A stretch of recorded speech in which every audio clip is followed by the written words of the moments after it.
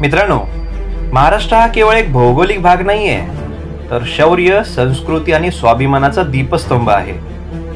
छत्रपती शिवाजी महाराजांनी या भूमीला स्वराज्याचं स्वप्न दिलं.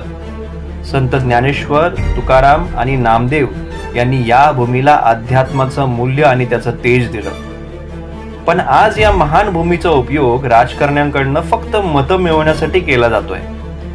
सत्तेसाठी सुरू असलेल्या या नाटकात सामान्य माणूस फक्त एक प्यादा बनून राहिलाय हे वास्तव आपण कितीही प्रयत्न केला तर नाकारू शकत नाही, कारण त्यात तीळमात्र शंका सुद्धा नाहीये.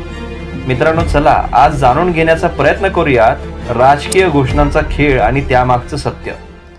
सध्या महाराष्ट्रात सत्तेसाठी दोन आघाड्या झुंजत आहेत, महायुती आणि महाविकास आघाडी. दोघांच्याही घोषणा ऐकल्या तर असं वाटेल की उद्या राज्यात स्वर्ग अवतरतोय की काय.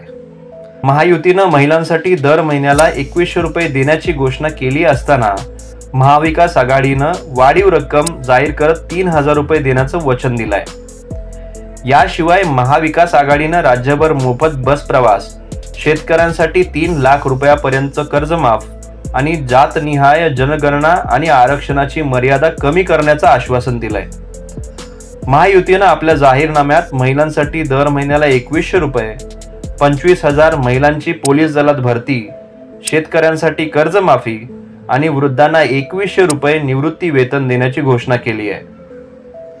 शेतकऱ्यांसाठी कर्जमाफीचे आश्वासन महाविकास आघाडीच्या 3 लाख रुपयांच्या कर्जमाफीच्या प्रस्तावापेक्षा कमी जरी असलं तरी महायुतीनं महिलांसाठी पोलीस दलात भरती आणि जीवनावश्यक वस्तूंच्या किमती स्थिर ठेवण्याची योजना मांडली आहे. दुसरीकडे महाविकास आघाडीच्या वचनपत्रात आरोग्यविषयक आश्वासनं आहेत, तर महायुतीनं यावर कोणतीही ठोस घोषणा केलेली दिसत नाही.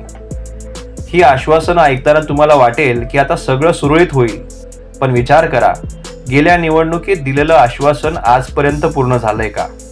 2019च्या निवडणुकीत महायुतीनं प्रत्येक शेतकऱ्याचं कर्ज माफ करण्याचं वचन दिलं होतं, पण आजही कित्येक शेतकऱ्यांना कर्जमाफी लाभलेली नाहीये.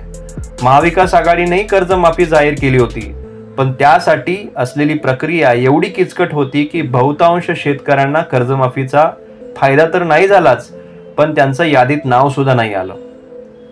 महिलांसाठी मोठमोठ्या घोषणा केल्या जातात, पण विदर्भातील शेवटच्या खेड्यातील महिलांना आजही रेशनसाठी तासनतास रांगेत उभं राहावं लागतं.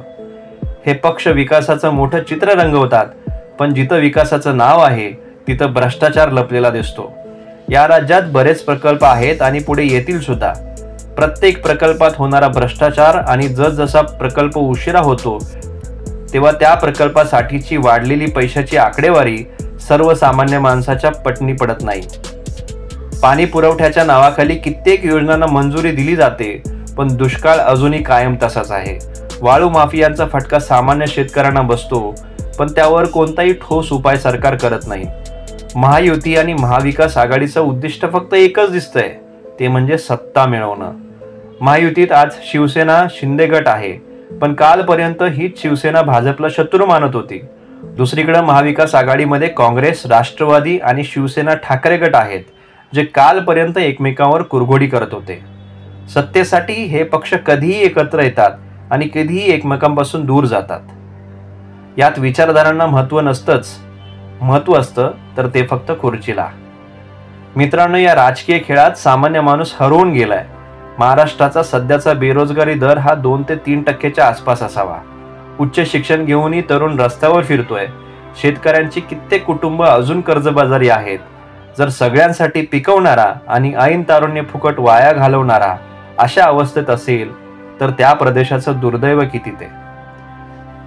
पण ह्या अस्थिरतेला इथली राजकीय व्यवस्था जबाबदार असते, हेही तेवढंच खरं आहे.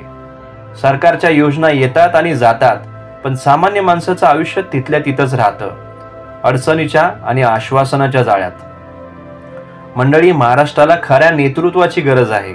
नेतृत्व जे विकासाचं स्वप्न दाखवत नाही तर ते साकारतं. नेतृत्व जे आश्वासन देत नाही तर कृती करतं. सत्तेसाठी ह्या आघाड्या आणि युत्या आपल्याला फसवत राहतात, जोपर्यंत आपण आपली भूमिका स्पष्ट करत नाही. मंडळी, हे केवळ राजकीय निवडणुकीचं वर्ष नाही, तर महाराष्ट्राच्या भवितव्याचा निर्णायक काळ आहे. सत्तेसाठी लढणाऱ्यांना ओळखा, त्यांचं खरं स्वरूप समजून घ्या आणि तुमच्या मताचा योग्य उपयोग करून योग्य व्यक्तीस निवडा. मित्रांनो, अशाच महाराष्ट्राच्या राजकीय सत्यावर आधारित ठोस आणि प्रभावी चर्चेसाठी आमच्या चॅनलला सबस्क्राईब करा. आजचा व्हिडिओ तुम्हाला ऐकायला पाहायला आवडला असेल तर नक्कीच आम्हाला कमेंट करून कळवा. लाईक आणि शेअर करायला विसरू नका. चला तर मंडळी, आजच्या पुरतं एवढंच. लवकरच भेटूया पुढील भागात. धन्यवाद.